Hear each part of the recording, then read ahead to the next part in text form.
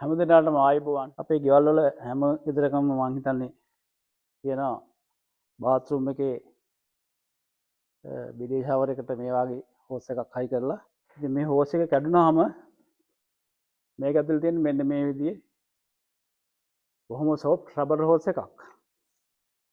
අපේ බාත්රූම් එකේ අර බිලේ ෂවර් එක තියෙන හෝස් එක කැඩිලා තිබුණා. ඉතින් මම උත්සාහ කරා මේක අලුත් වැඩියා කරන්න පුළුවන්ද කියලා බලන්න. ඉතින් මම ඒ වැඩේ හරි ගියා.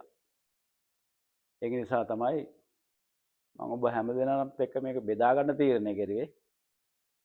ඉතින් අපි බලමු මේක කොහොමද කරන්න කියලා. මේක කරනකොට පස්සේ අපි බිසි කරලා අලුත් එකක් දාන්න කෙන කරන්නේ. ඉතින් මම මේක අලුත් වැඩියා කරන්න හැටි පොඩ්ඩක් බැලුවා. ඉතින් වැඩේ හරි ගියා වගේ. මේක මම මේ අතේ තිබිලා ගලවලා තියෙන්නේ. මම ගලවන ක්‍රමයක් එන්නන්නම්කෝ. ඉතින්ලාම අපි මේ තියෙන්නේ හෝස් එකේ කනෙක්ටර් දෙක කනෙක්ටර් එක මේක මේ විදිහට තමයි තියෙන්නේ. මේ බලන්නකෝ මේ. මේක මෙතන මෙහාට ප්‍රද කරපුවාම පහළට ගත්තාම මේ විදිහට තියෙන්නේ. මේ පේන්නේ නැති ඔයගොල්ලන්ට මේ වොෂර් එක මෙතනට හයි කරලා තිබුණේ. අපි ඉස්සෙල්ලා වොෂර් එක ඉවත් කර ගන්නවා. ඊට පස්සේ අපිට පුළුවන් මේක මෙන්න මේ විදිහට මෙහෙම මේ කනෙක්ටර් එක පහත් කරගන්න. කනෙක්ටර් එක පහත් කරගත්තාම අපිට මේක මෙතනින් ඇදලා ගන්න පුළුවන්. ඇදලා ගන්න පුළුවන් කියන්නේ මේකේ කෑල්ලක් තියෙන ගලවන්න. අපි කෑල්ල මෙන්න මේ විදිහේ මේක මේ ත්‍රෙඩ් එකේ තියෙන්නේ. අපි මේක මෙහෙම කරකවලා මෙහෙම ගලවලා ඉවත් කරගන්න පුළුවන් මේකේ. මේක ඉවත් කරගන්න ඉස්සරලා මේකට හයි කරලා තිබුණා මෙන්න මේ වගේ මේකට මම කියන්නේ ටේපර් ප්ලාන්ට් කියලා. මේ තියෙන්නේ. මේ කෑල්ල ගලව ගන්න ඕනේ. මම හිතන්නේ මං කියන නම හරි ඇති. ඊට පස්සේ අපි ඒක මේ දෙපැත්තෙම මේ කෑලි දෙකයි බොහොම ප්‍රවේශයෙන් ගලව ගන්නවා. ගලව ගත්තාම අපිට අර ඇතුලේ තියෙන හෝස් එක ගලව ගන්න එළියට ගන්න පුළුවන්. මේ තියෙන්නේ ඒ ඇතුලේ තියෙන හෝස් එක. මේක මට පුපුරනවා. මේකේ තරම් ශක්තිමත් නැහැ. මේ කේසින් එක ඇතුලේ තියෙනකොට තමයි මේක කේසින් එකෙන් තමයි මේක ඔරොත්තු දෙන්නේ පුපුරන්නේ නැතුව. අපි ඉවත් කරපුවම මේ තියෙන්නේ මේක ඕන විදිහකට නමන්න පුළුවන්. මේ බොහොම සොෆ්ට් කෑල්ලක් තමයි තියෙන්නේ ඇතුලේ. මම ඒකට යොදා ගන්නවා මෙන්න මේ වගේ හෝස් කෑල්ලක්. මේකේ නම සඳහන් කරලා තියෙන්නේ ක්ලියර් හෝස් 16න් 6 අඟල් කියලා. මේක RBS මේසන් බාස්ලා පාවිච්චි කරන්නේ ලෙවල් බටේ කියලා. අන්න ඒකට තමයි මේක ප්‍රයෝජන ගන්නෙ. මම ආද මේක ප්‍රයෝජන ගන්නවා. අර අපේ බිඩේ ෂවර් එකේ එහෙම නැත්නම් නාන්න ගන්න ටෙලිෆෝන් ෂවර් එකේ මේ කැඩිච්ච කොටස හදාගන්න. අපි දැන් අර ටේපර් ප්ලාන්ට් එක අයින් කරගත්තා. ඊට පස්සේ මේ හෝස් එක අපි මේක ඇතුළට දානවා. ඒ දාන්න ක්‍රමයක් තියෙන මේ තියෙන අර අපි මම මුලින් ගලවගත්ත මේ කෑල්ල මේක ඇතුලෙන් දාලා මේක ටිකක් තදයි. මෙහෙම දාලා තමයි මේක අර කේසින් එක ඇතුළට බස්සන්නේ.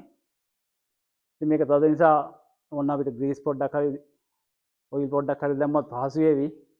මම නම් මේක නිකම්ම බස්සනවා. ඉතින් අමාරුවෙන් අපි ඒක බස්සගෙන ඊට පස්සේ බලමු ඉතුරු කොටස කොහොමද වෙන්නේ කියලා. මම අර ලෙවල් බටේ ඇතුල් කරලා තියෙන්නේ. ඇතුල් කරලා මම ගියේ මේ කෑල්ල මේකට අර ප්ලාන්ට් එක කෑල්ල මේකට හයි කරනවා. මේ හොඳට මේක ෆිට කරලා හයි වෙනවා. ෆිට වෙන්න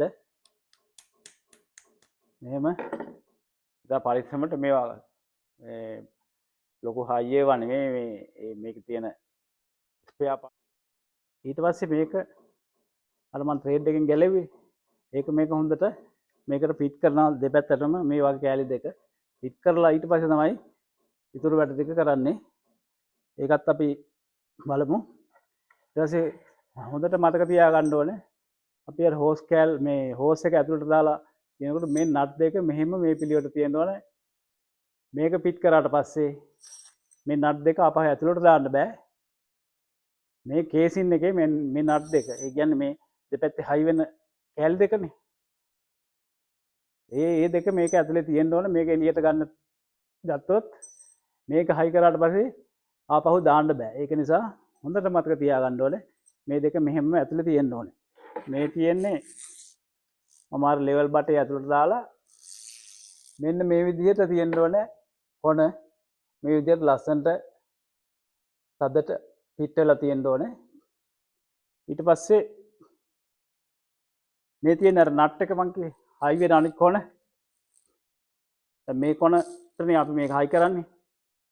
මේ කොන ගෙනල්ලා මෙතනින් තියලා මෙහෙම ඇදලා මේකේ අර තිබුණ වොෂර් එක මෙහෙම දානවා. ඊට පස්සේ අපි මොකද්ද කරන්නේ? මේක බලන්න මොන තරම් ශක්තිමත්ද? මේකට කොච්චර මුදලක්ද වියදම් වුණේ? මට මේකට වියදම් වුණේ අර හෝස් කෑල්ලට ගියපු වියදම විතරයි. මේක හරිම ලේසි. ඊටාම අඩු වියදමකින් ඊළඟට පියවර තමයි මේ කොන් දෙක අපි දෙපැත්තට හයි කරනවා. එක කොනක් හයි කරන්නේ අපි ෂවර් එකට, අනිත් කොන හයි කරන්නේ වතුර එන ලයින් එකේ වැල් එක ගාවට. මේ තියෙන්නේ බිඩේ ෂවර් එක.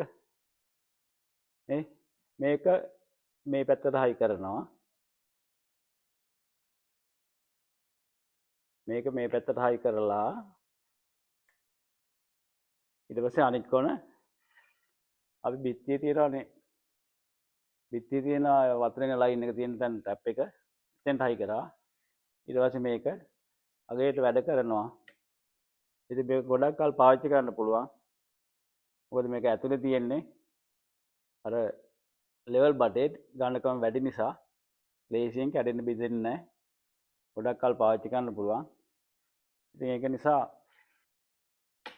අංකල් දිසා channel එකත් එක්කලා රැඳිලා ඉන්න මේ වගේ වැඩසටහන් වලින් මේ වගේ මම කරන පොඩි එක්ස්පෙරිමන්ට් ඔයාලට ඉදිරිපත් කරන්නම්.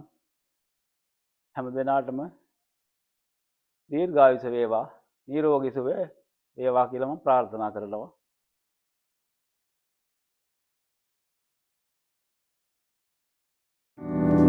ආයුබෝවන්. නැවත හමු වෙනතුරු මම දිසා